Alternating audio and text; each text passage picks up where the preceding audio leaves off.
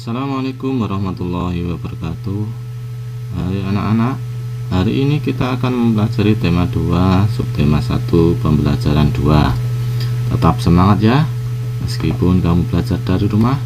Mari kita mulai pembelajaran kali ini dengan berdoa.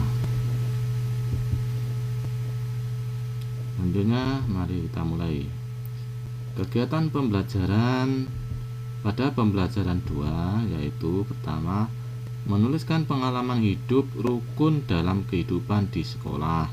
Yang kedua, menemukan pola lantai pada tari daerah dan mempraktikkannya.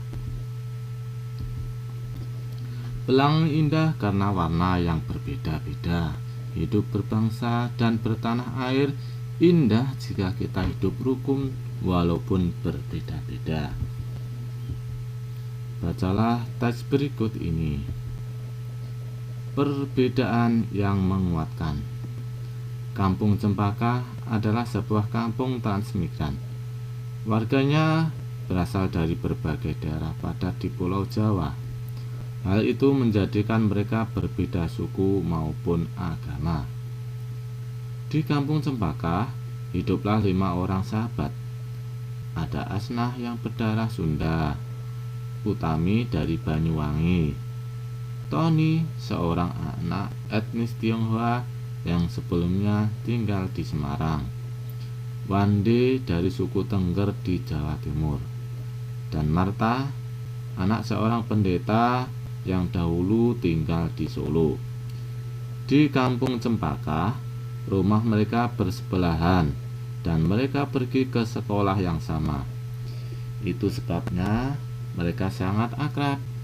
Mereka suka bermain bersama dan sering menghabiskan waktu di rumah satu sama lain. Meskipun berbeda suku, kebersamaan begitu kental terlihat dalam keseharian mereka. Bersama anak-anak lain di Kampung Cempaka, mereka setiap akhir minggu berkumpul di balai utama kampung. Biasanya, selain berolahraga bersama, mereka juga kerap berkeliling ke rumah warga, membantu melakukan apa saja yang dibutuhkan warga. Kadang-kadang mereka membantu warga lanjut usia, sekedar membereskan rumah atau menyiapkan makanan. Sesekali mereka juga membantu orang tua yang sedang bekerja bakti membersihkan lingkungan. Dari Tony, mereka belajar menari barongsai. Lalu mereka ajarkan tarian itu kepada anak-anak sekampung. Sementara itu, setiap tiba saat panen, Wande dan keluarganya akan sibuk memimpin warga membuat tumpeng gede, yaitu nasi khas dari daerah Tengger yang dibuat untuk mensyukuri berkat Tuhan dalam wujud panen raya. Sikap toleransi yang ditunjukkan kelima sahabat itu memang sekedar berupa hal-hal kecil. Hal kecil dalam keseharian itulah yang mencerminkan kehidupan Bhinneka Tunggal Ika di Kampung Cempaka yang kaya akan perbedaan. Mereka hidup damai berdampingan dan tulus saling menjaga.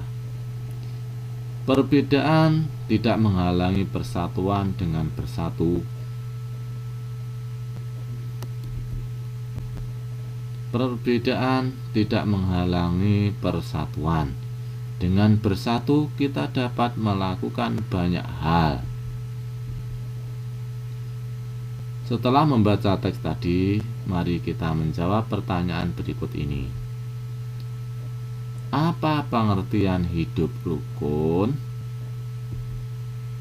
Hidup rukun yaitu hidup yang saling menghargai, menghormati, serta saling menyayangi antar sesama. Apa perbedaan yang ada? Perbedaan yang ada yaitu perbedaan suku dan agama. Ada yang berasal dari Sunda, Jawa, dan etnis Tionghoa. Bagaimana menyikapinya? Yaitu meskipun berbeda suku, mereka saling toleransi, seperti setiap akhir minggu berkumpul di balai utama kampung dan saling membantu melakukan apa saja yang dibutuhkan warga. Apa manfaat hidup rukun? Manfaatnya yaitu hidup akan terasa damai, berdampingan, tulus, serta saling menjaga.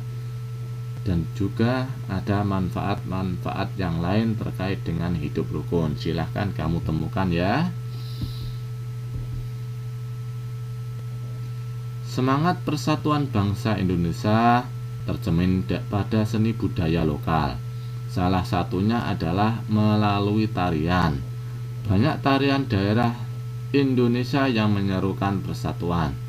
Mari kita baca teks berikut ini. Legu-legu, tari adat Alor bermakna persatuan. Tarian adat adalah salah satu kekayaan budaya yang disampaikan secara turun-menurun dari nenek moyang. Tarian adat kerap memiliki pesan dan makna yang luhur. Salah satunya ada pada tari legu-legu dari Kabupaten Alor, Nusa Tenggara Timur, NTT.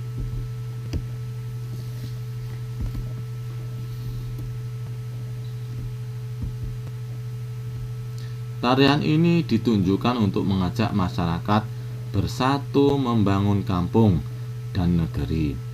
Pada masing-masing kawasan di Kabupaten Alor, terdapat gaya tari dan nyanyian yang berbeda-beda.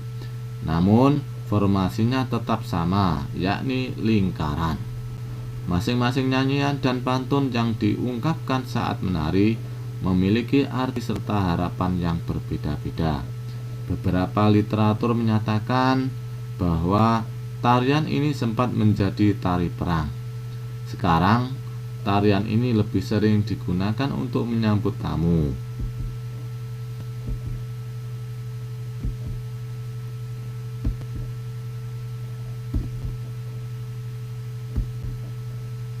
Tamu disambut oleh masyarakat yang dituakan, lalu diajak menuju sebuah pohon besar yang rindang dengan beberapa warga perempuan yang berpegangan tangan mengelilingi pohon. Tamu dipersilahkan untuk ikut serta dalam tarian tersebut dengan gerakan kaki yang diatur sedemikian rupa. Penari akan bergerak mengitari pohon. Pada saat yang sama, sirih pinang dan minuman sopi ditawarkan. Gerakan kaki dan nyanyian di masing-masing daerah bisa saja berbeda, namun bentuk formasi lingkaran dan komponen tradisional lainnya tetap sama.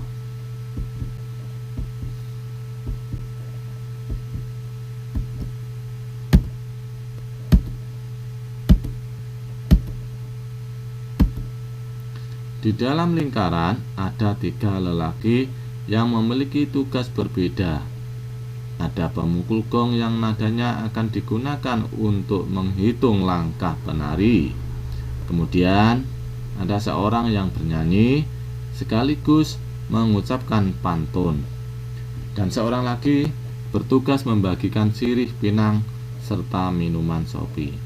Selain menjadi identitas setiap suku, tarian ini menjadi salah satu identitas pemersatu masyarakat Alor yang punya mimpi agar masyarakat dan pendatang terus bersatu membangun kampung serta negeri.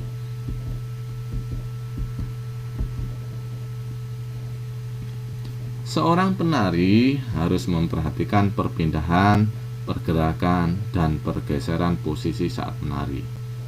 Pola lantai adalah pola denah yang harus dikuasai oleh seorang penari dan berfungsi untuk membuat posisi dalam sebuah ruang gerak.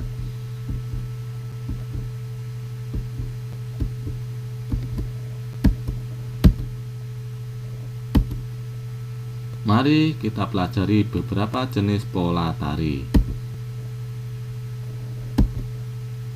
yaitu pola tari vertikal atau lurus. Tari klasik banyak menggunakan pola lantai vertikal. Penari membentuk garis vertikal, yaitu garis lurus dari depan ke belakang atau sebaliknya. Pola lantai ini memberikan kesan sederhana tetapi kuat. Contoh pola tari tadi, yaitu tari Yospan dari Papua, tari Serimpi dari Jawa Tengah, tari Baris Cengidan dari Bali. Selanjutnya pola lantai diagonal, yaitu penari berbaris membentuk garis menyudut ke kanan atau ke kiri. Contohnya yaitu tari gending Sriwijaya dari Sumatera Selatan. Pola lantai garis melengkung, penari membentuk garis lingkaran. Tari rakyat dan tari tradisional banyak menggunakan pola ini. Pola lantai ini memberi kesan lemah dan lembut. Contohnya pola lantai garis melengkung yaitu tari Mak Badong dari Toraja, Sulawesi Selatan, dan tari Randai dari Sumatera Barat. Kamu baru saja mencoba pola lantai dalam menari. Kerjasama yang baik harus dimiliki oleh seorang penari agar menghasilkan tarian yang indah. Perbedaan yang dimiliki oleh para penari tidak boleh menghalangi semangat persatuan dalam menghasilkan tarian yang indah. Demikian anak-anakku semuanya, kegiatan pembelajaran untuk hari ini. Semoga bermanfaat. Sampai jumpa pada video pembelajaran selanjutnya. Wassalamualaikum warahmatullahi wabarakatuh.